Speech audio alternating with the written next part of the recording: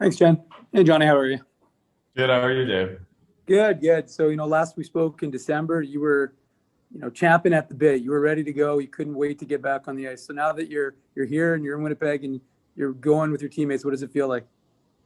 Feels great. Yeah, like you said when we talked last, I was definitely getting antsy at home, and I think anytime a competitive guy like myself spends 9 months at home, you want to get going. So it was nice to come down. It was I was really grateful to be part of Jets camp, and now to be again at another camp with the Moose. It feels great. It's so nice to see all the guys too, and just to kind of work towards my goals again. We'll go next to Jacob Stoller. Go ahead, Jake. Hey, Johnny. Just wondering if you could give me your thoughts on culprit fetty, what you've seen so far, and what's it been like to have him at camp? Yeah, he's really skilled. His in tight area puck work is something that you don't see many guys, and when you get to see it up close, it's really special. So I think he's going to be a great player, and on top of that, he's seems like a really good guy. He's really polite, well spoken, and I think the sky's the limit for him. We'll go next to Austin Siragusa. Go ahead, Austin. Hey, Johnny, that time at Jets camp, just how valuable was that to you before finally getting started at Moose camp? It must have also been tough for you guys at the start of Moose camp when there was barely any guys down here, but to also get more guys down here too, that must be huge for you guys too, eh? Yeah, it was quite a unique situation. Like you said, it was such a cool experience for me to be part of Jets camp, and honestly, we were part of that group beforehand with maybe about 10 of us skating early in the morning. But to be out there with all the Jets staff and for them to really get a good look at you and to kind of teach you those little subtleties that they see at the next level, it was really valuable. And then, like you said, then there's kind of this intermittent phase where there's maybe anywhere between 3 to 6 of us here with the Moose, skating with the Moose coaches. And then again, that was cool. At some days there was maybe 4 coaches on the ice and 3 skaters. So it's a lot of time to learn, a lot of teaching points, and that's something that I don't think many guys get to experience in their pro career. So it's an interesting situation for all of us, but honestly, it's been great. Like from a learning standpoint, I feel like there's a lot of points to take away, and yeah, just trying to make the most of it. And like I kind of alluded to earlier, but after being home for so long, this has been a long camp, and it's going to continue to kind of feel long and doing a lot of similar drills. So it's a lot of practice without games, but at the same time, I've been kind of wishing this and hoping for this to come about. So I'm not going to take it for granted, and I'm going to try and enjoy every day here.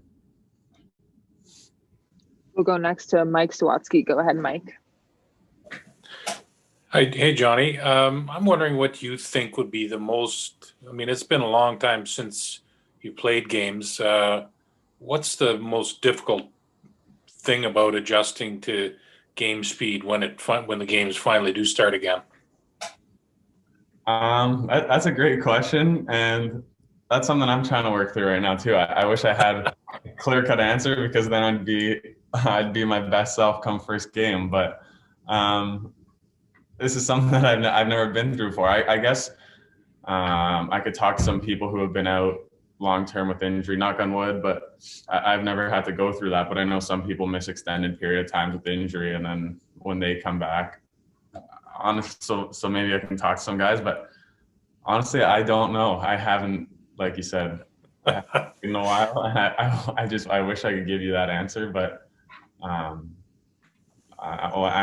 know the energy levels will be right and my effort will be right, and so I'll control what I can control, and I'll tell you that after the first couple of games. How about that?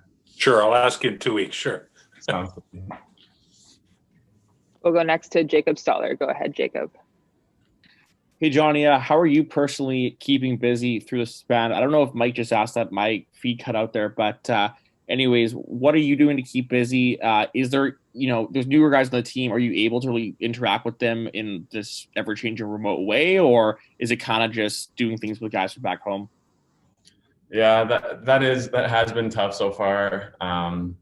to kind of get to know the new guys because there's not much socializing going on at the rink. And then at the hotel, I'm not much of like a gamer or anything like that. Maybe I think I might have to start being one though. I might have to buy a system. So, because I know some other guys, they're probably gaming with their friends back home. But if we could get like a little Moose thing going, that might be the best way to do it. I'm just trying to think of a way we could have fun and stuff outside the rink. But yeah, that is definitely a challenge and something as we get more guys in here. Obviously, you want to get to know your teammates, and that's only gonna, like, knowing your teammates and being close to them is only gonna help you go to battle with them every night. So yeah, that's I'm glad you asked that question because that's something I haven't given too much thought to, and yeah, I'm gonna think of some ways to get close to some guys.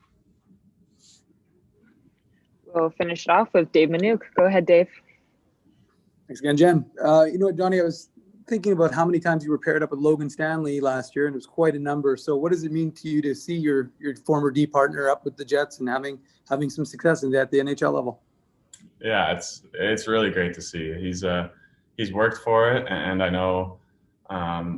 So it's nice for someone like me to see how much work he's put in, and it's paying off for him. So I'm really happy for him, and it also gives me confidence knowing that, like you said, we played together a lot last year. Maybe one day we can play together up with the Jets again. So that'd be great. But yeah, I didn't want to make that about me. Yeah, it's about him, and I'm really happy for him, and I watched all his games, all the Jets games, and yeah, I'm definitely cheering for him, and